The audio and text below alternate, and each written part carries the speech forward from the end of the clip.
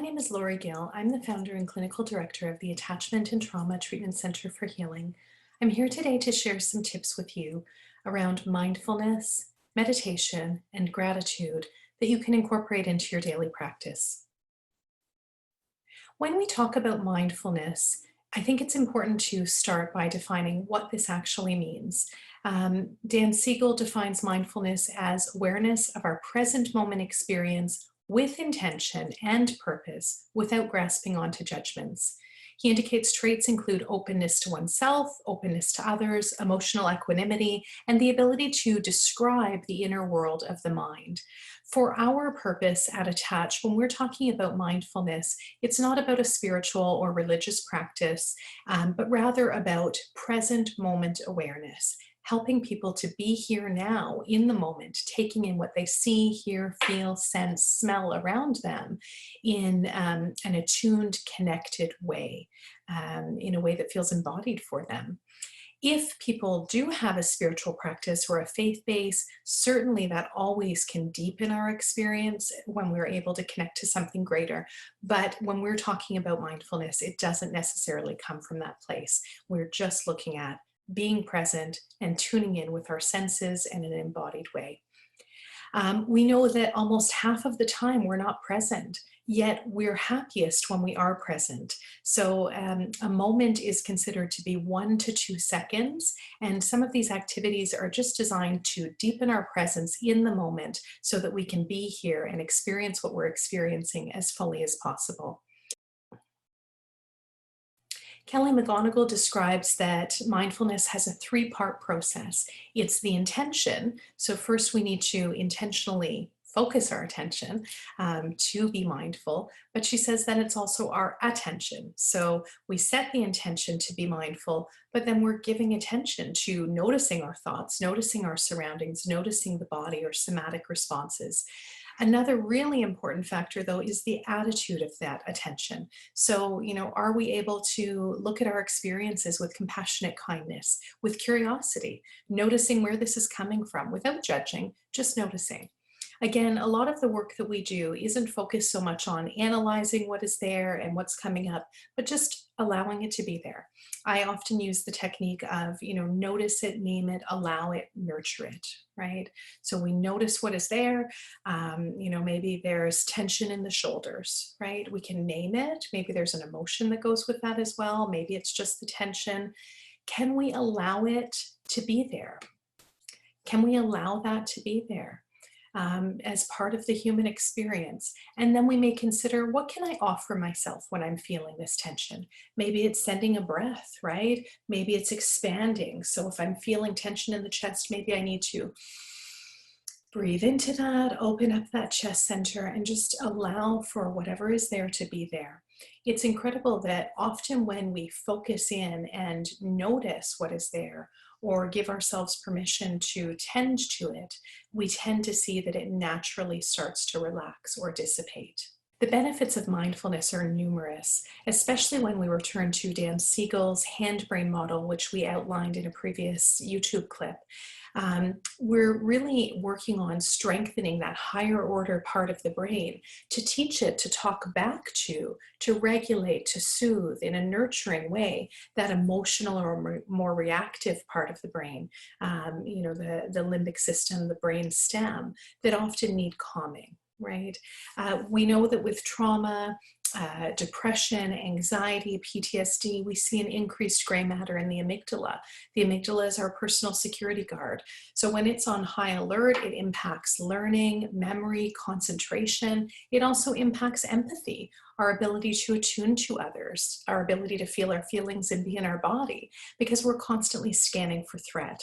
So if we can downregulate that arousal and calm this kind of limbic system part of the brain and the brain stem, what we do is we're increasing the capacity to access these higher order functions. So the ability to plan and organize and focus and pay attention, to use our speech centers, logic, reason, rationalization, and all of those strategies. What mindfulness and meditation seems to do is shrink the gray matter in the amygdala and increase the gray matter in the hippocampal volume. So not surprisingly, some of the benefits that we see include enhanced attention and memory, improved memory and retention, greater concentration, greater self-management, greater self-awareness. And as we reduce that arousal in the amygdala, we're seeing fear extinction, greater emotional regulation, increased empathy, morality, communication, and attunement. This image shows the brain before and after a 10-minute meditation. And what we see is it not only calms the activation patterns in the brain, but it activates areas of the brain that we want to increase activation in, those areas that do strengthen more of that prefrontal function that allow us to be more aware and mindful and exhibit greater control over some of the behaviors and responses that come up in our mind and our brain. Research also demonstrates that a daily practice is really important. So it doesn't matter so much how long or how frequently we're spending doing mindfulness. Naturally, the more time we spend engaging in this practice, the stronger this part of our brain becomes. But even starting out with a minute a day of a mindfulness activity or a meditation, a guided meditation activity, and just allowing yourself to be present can be really important and really helpful. We also can use our senses. So the more sensory rich something is, the more readily available it tends to be for us. So we can use our senses to just tune into our surrounding. What do we see around us? What do we hear around us? Right? If we could breathe it in, what do we smell around us? Are there any sensations of touch that we notice? Right? Are there any tastes that we notice? All of these things help to deepen our experience, and we can generalize this to so many different environments. We can turn it into games and activities, or we can use our senses to ground and regulate when we're feeling overwhelmed.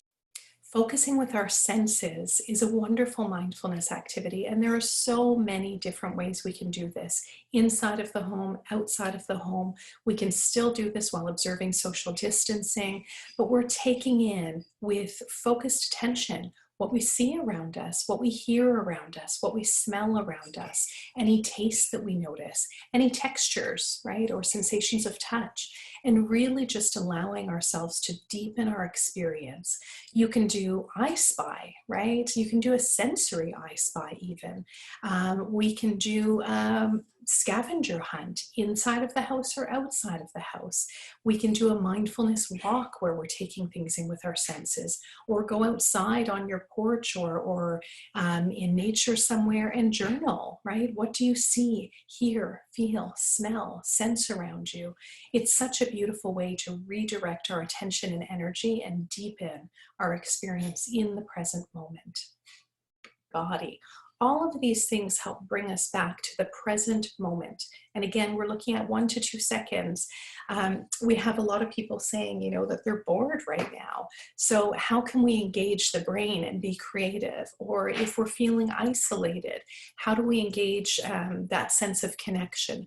Whether it's online, virtually with resources, whether it is using resource installation and visualizing or creating resources of support that feel good and nurturing and connective for us, whether it's tapping into memories that we have of past experiences. All of these things can be incredibly helpful for increasing a sense of connection during a time of isolation. Being mindful. What's the message you're sending yourself? I ask clients this all the time. It is so, so important for us to be aware of the messages we are sending ourselves. So is it helpful? Is it hurtful, right? Is it moving you forward or keeping you stuck? Is it true? Is it real? Is it proportionate? Is it kind? So these are some of the things that we want to keep in mind, because our brain responds so powerfully to those messages that we're sending ourselves. And if the goal is to promote wellness, to strengthen our immune system, to experience optimal mental and physical health, we need to build in time to be mindful of those messages that we're sending ourselves. Mindfulness is so helpful for our health. The research shows us that it lowers cortisol, that it prevents inflammation in the body, it lowers the risk for heart disease. During this time right now where we have increased stress, it's really easy for our brain, that amygdala part of our brain especially, to attune to the threat and the worst possible case scenario. So if that's happening by default, part of the work that we want to do is intentionally, right, intentionally redirect that attention, redirect that focus to where we would like it to be. Oftentimes, people get confused about the idea behind mindfulness. Mindfulness is the serve and return between, noticing our attention has shifted and bringing it back, noticing it's shifted and bringing it back. So, for example, Dan Siegel talks about the hub of awareness, right? And he says, if we think about mindfulness like the bicycle wheel, he says, we have this hub at the core, and maybe that's our intention or our focus. And then we have all of these spokes that shoot out to the outer rims, right? That shoot out to memories, thoughts, feelings, dreams, body sensations, perceptions, our awareness around us. So as we are trying to focus on something, our attention is going to shift, right? But we're going to try to bring it back and use this awareness that is open, aware, peaceful, calm, receptive, clear, just that compassionate curiosity to, again, try and notice the shift that's occurring, but bring that attention back. I notice my attention has wandered, I bring it back. Another important mindfulness activity is becoming aware of our sensations, our feelings, our emotions, tactile sensations. And Peter Levine and Maggie Klein have a great activity called a sensory treasure chest. I think this is such a fabulous way to teach children, youth, and even adults about the different feelings that we have. The idea with this, I often start with creating some kind of sensation vocabulary or emotional vocabulary, where we'll talk about different sensations that the body can experience, but also different textures, right? Different emotions. So we'll make a list of emotions, for example, happy, sad, excited, nervous, uncertain, worried, joyful, whatever that may be, different sensations, tingling feeling, or a tightness, or fluttery, or jumpy, etc. And then we can also look at textures, so spiky, prickly, smooth, fluffy, sandy, whatever that may be. The idea is to start to build that awareness. So with a sensory treasure chest, what you would do is create some kind of container. Often a bag that you can't see through can be great. You put various textured items inside of it. So maybe a rock, right, that has different textures to it, or a smooth stone, or a pine cone, a toy that you might have, a cotton ball, or maybe cotton batten that you use for sewing. But you want lots of different textures in there, pom-poms, maybe some change. And the idea would be to reach in and with our hand explore something with our senses. So trying to name what is the texture that goes with that. So if I were to name the texture of, for example, I have a rock here, maybe that's what I draw out of the bag. And the texture perhaps would be hard. It would be hard and a little bit rough. Then describing, well, how does it make me feel, right? What emotion goes with that, or what sensation goes with that? Well, on my hands, it feels a little bit abrasive, but emotionally, it actually feels comforting. It feels solid. It feels grounding for me. So it's just trying to build awareness about, how different sensations make us feel in our body and make us feel emotionally. It can be a fun activity and a great way to build awareness and attunement. So we can build upon this further by doing a somatic regulation activity. Gretchen Miller talks about this. I think it is a beautiful journaling or awareness activity. So we can attune to our senses, right? And journal out our senses. We can go outside again, take in nature, journal about the nature that we're experiencing. We can journal about intentions. So here she has, I breathe in, and the focus is on all of the things that we want to be breathing in, and I breathe out, and the focus is on all of the things that we want to be breathing out. Redirecting our attention and our energy to where we want it to be at this time is really, really important. Our brain and our body listen to us. And if we're stuck in a pattern of fear, activation, terror, that's what's being actualized at that cellular, physical, neurological level. And the research is telling us that, fear, for example, causes our cells to shut down and die off.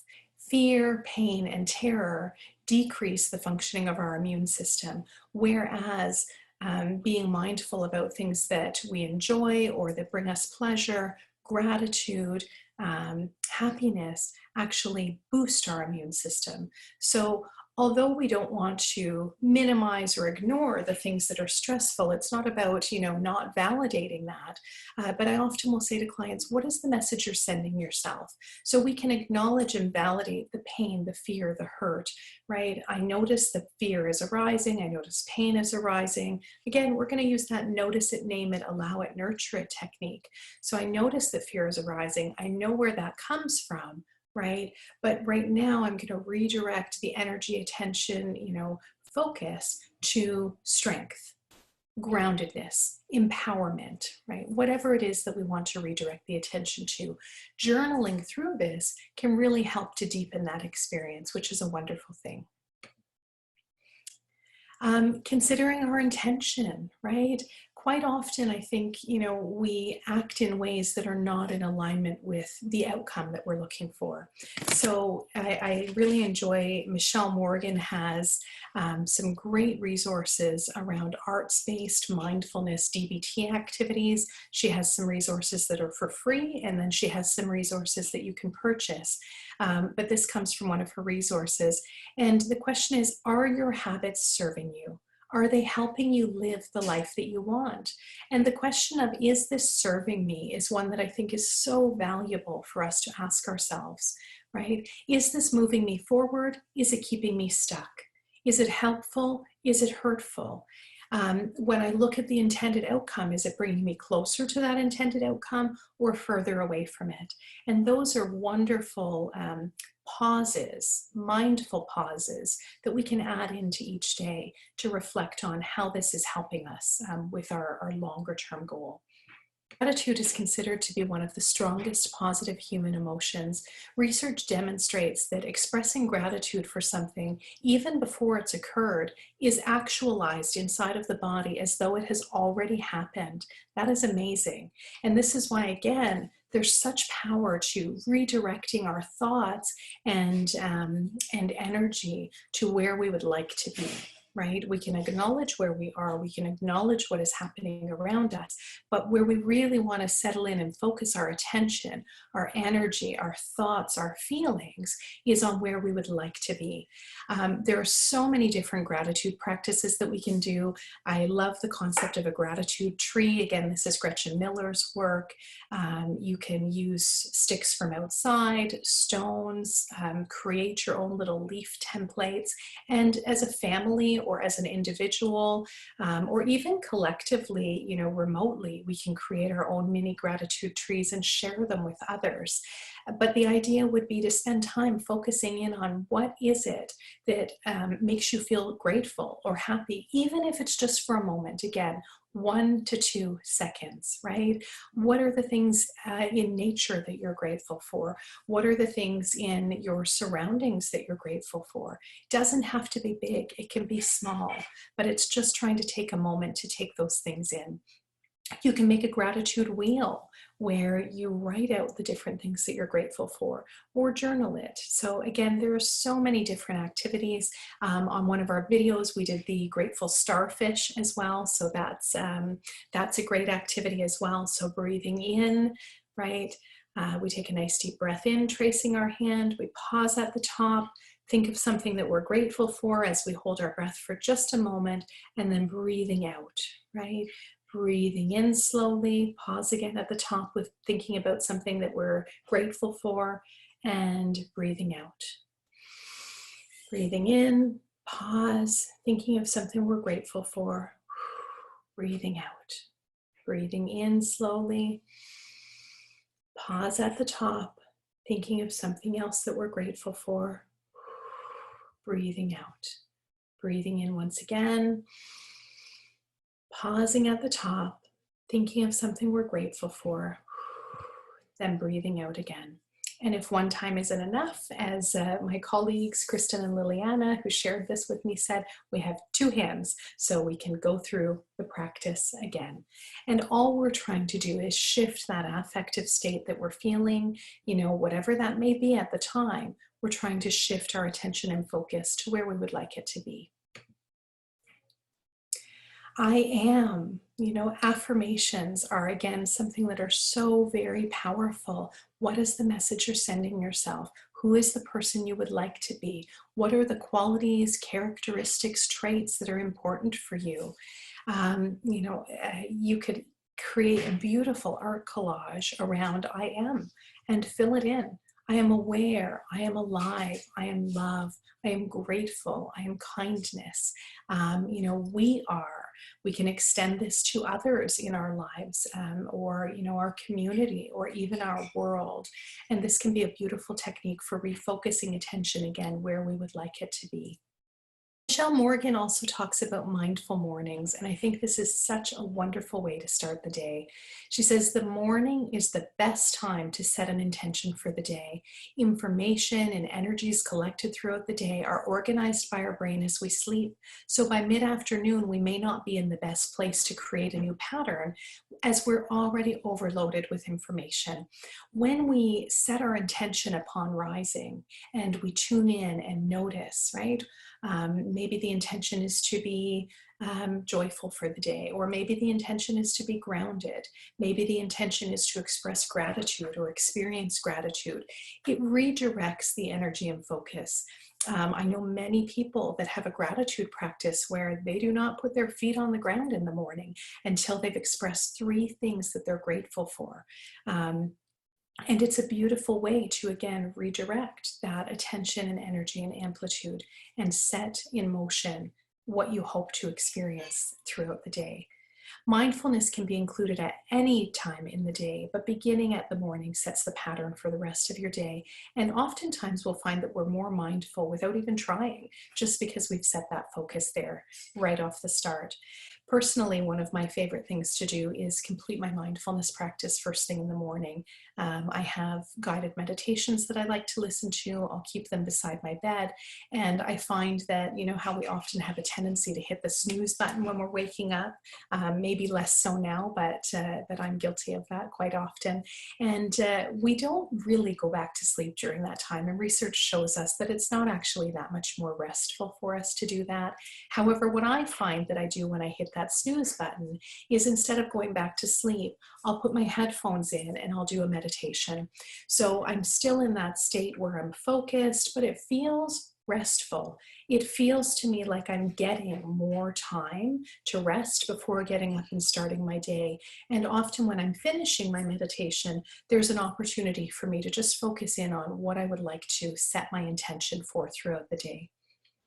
I would like to speak just briefly about meditation as well. So again, for our purpose, our meditations focus on awareness of surroundings, awareness of breath. We often recommend that people start small and build to something that's more emotionally charged. So we often want to start with, something that's more neutral, like awareness of our surroundings or awareness of our breath, and then building to things that might have a bigger emotional connection, like feeling our feelings, or resolving conflict, or living in alignment with our intentions. All of that is really important, but we may, as we're learning how to do this, need to start with something that feels a little bit easier or a little more comfortable for us starting out. One of my favorite programs is Mindfulness Daily with Tara Brock and Jack Cornfield.